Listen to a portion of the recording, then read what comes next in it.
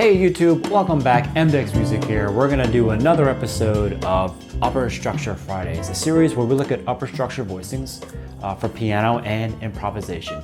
As usual, we encourage you to check out the introduction to the series where we explain upper structures and how we use them to create new colors in music. I'll put a link in the description down below, or you can click on this iCard right here. Check out our book bundle on mdex.com, which is chock full of examples and exercises to help you better understand upper structures. So today we're going to look at a minor triad on the 5th degree of a dominant 7 chord.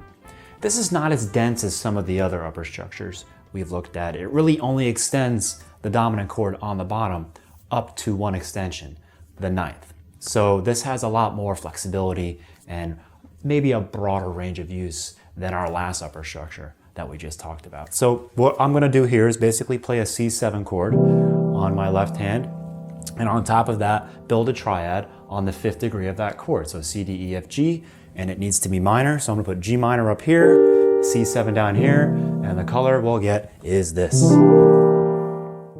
To construct this upper structure, we simply play a minor triad over a dominant 7th chord, starting on the 5th degree of that chord.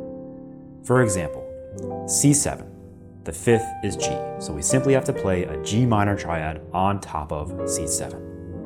We now have a C7 with a 9.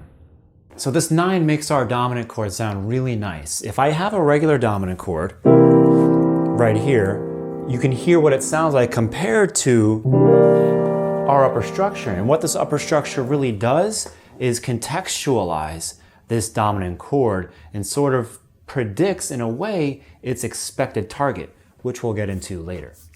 Here are the ways you can think about this triad. Play a minor triad starting on the 5th of the chord.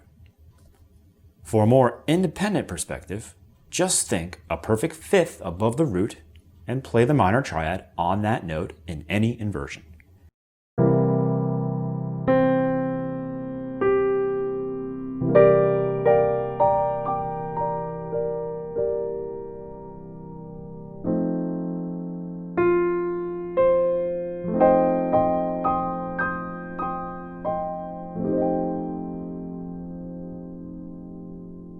This upper structure does not define a scale completely, but it does suggest a major target because it adds a major 9, which is the major 6th of the suggested target, making the expected resolution to a major chord.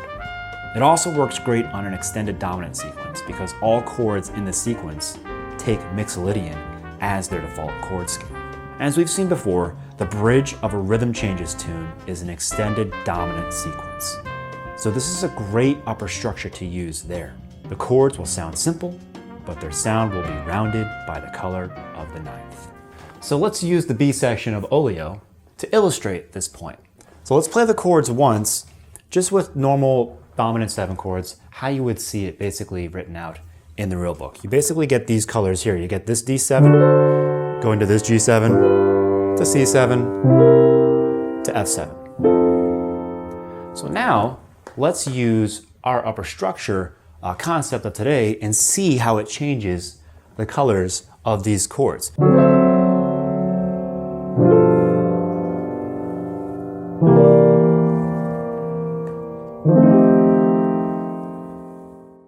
So you can see how this upper structure works to add just a little bit of color to the voicing without overcomplicating it or making it too dense. So like we always say, the whole point is that you look at these upper structures from different perspectives.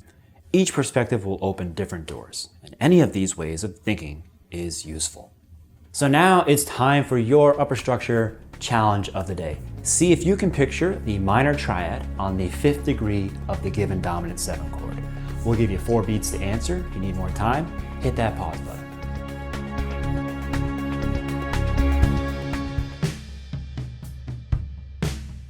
E7, B minor,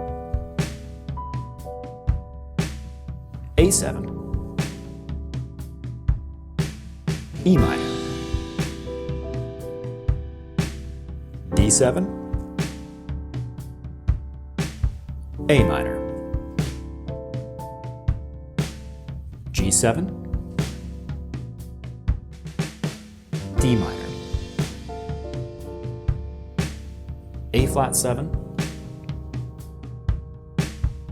E flat minor. So that wraps up another episode of Upper Structure Fridays. Thanks for watching. Click on that like button. Subscribe to stay up to date on current content. We'll leave you today with our demo using the minor triad on the 5th degree of a dominant 7 chord. Thanks for watching.